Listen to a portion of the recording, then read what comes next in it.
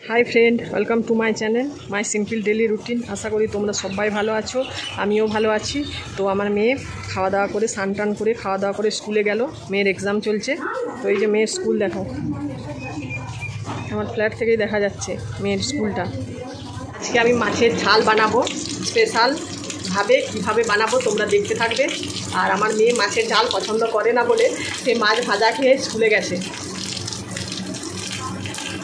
মাছটা ভাজতে দিয়ে দিয়েছি, এরপর আমি মশলাটা রেডি করবো। তো কী কী মশলা দিই তোমরা দেখতে থাকো। চলো, মাছের ঝাল যে বানাবো তার মশলা: পেঁয়াজ আছে 2 খণ্ড মতো, কালো সর্ষে, জিরে, কাঁচা লঙ্কা, রসুন, আলু।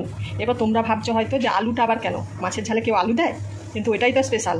আলু দিয়ে, আলুটা বেটে, সব মশলা একসাথে বেটে তার সাথে আলুটাও বেটে নিয়ে আমি মাছের ঝালটা বানাবো। খেতে অসাধারণ হয়। মশলা মিক্সিতে দিয়ে দিয়েছি, এরপর বেটে নেব। লবণ দিয়ে 5 মিনিট মতো ভিজিয়ে রাখবো। তার সাথে একটুখানি জল দেব।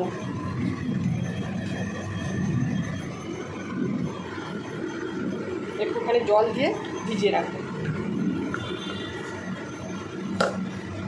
ভেজানো হয়ে গেছে। আমি এরপর কড়াটায় তেল দিয়ে দিয়েছি, সরষের তেল। তেল গরম হয়ে গিয়েছিল, সেই জন্য আমি মশলাটা দিয়ে দিলাম। এরপর ভালো করে কষিয়ে নেব। দেখো দেখতে কীরকম হয়েছে, তো দারুণ টেস্ট হয় খেতে। ভালো করে কষানো হয়ে গেছে। যেহেতু মশলাতে আমি লবণ দিয়ে ভিজিয়ে রেখেছিলাম, ওই জন্য লবণ এখন দিচ্ছি না। আগে আমি চেখে দেখে নেব, তারপর আবার লবণ দেবো। যদি লাগে তবেই দেবো। ভালো করে কষানোর পর একটুখানি জল দিয়ে দিয়েছি।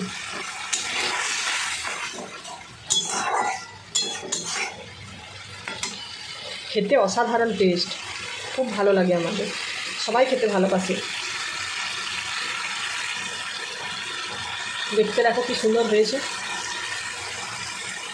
আরেকদিন করেছিলাম, খেতে খুব ভালো লেগেছিলো, ওই জন্য আরও আজকে করছি। আমি মশলাটা চেখে দেখলাম লবণটা কম আছে, ওই জন্য 1 চিমটে লবণ দিয়ে দিলাম। আর আমাদের একটু ঝালটা বেশি খাই বলে আমি কয়েকটা কাঁচা লঙ্কা দিয়ে দিলাম।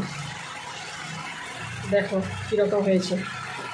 আর একটু শুকনো হয়ে আসবে, তখন মাছটা দিয়ে দেবো।